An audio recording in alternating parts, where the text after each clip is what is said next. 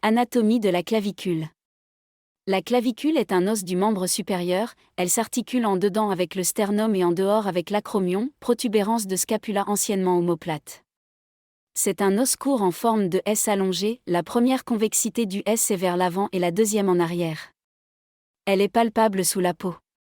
Associée à la scapula, elle forme la ceinture scapulaire ou pectorale qui attache les membres supérieurs au squelette.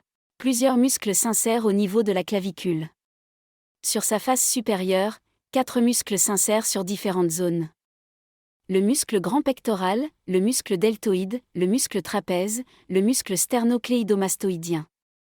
Sur sa face inférieure, s'insèrent le muscle subclavier, les ligaments conoïdes et trapézoïdes, le ligament costoclaviculaire qui unit la clavicule à la première côte.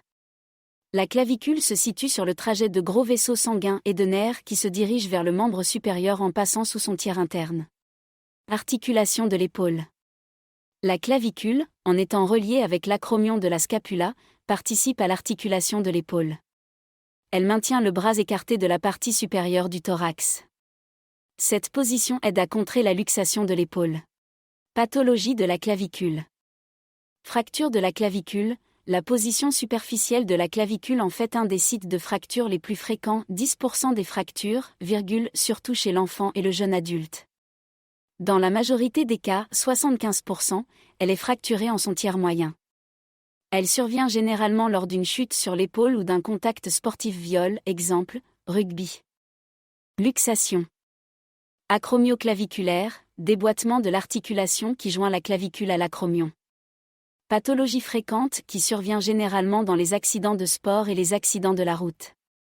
Sternoclaviculaire, déboîtement de l'articulation entre la clavicule et le sternum, elle est 4 fois moins fréquente que l'acromioclaviculaire.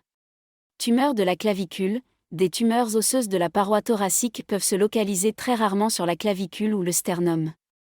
Syndrome canalaire de la pince costoclaviculaire, compression des nerfs de la racine du bras, le plexus brachial et ou des vaisseaux au niveau de la clavicule. Il existe différentes causes. Le plus souvent, cette compression est liée à la posture avec une horizontalisation des clavicules, ou plus rarement, à la présence d'une côte surnuméraire. Les signes cliniques sont très variés. Fatigabilité, lourdeur, engourdissement et ou fourmillement du membre supérieur, froideur de la main, gonflement, phlébite d'un membre et dans les cas les plus graves, un syndrome de Raynaud. Traitement et prévention de la clavicule. Les pathologies de la clavicule ont essentiellement des causes traumatiques qui sont difficiles à prévenir.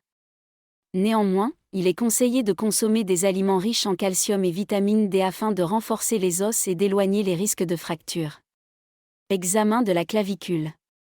Examen clinique, réalisé par le médecin, il comprend dans un premier temps l'interrogatoire général sur les causes de l'accident.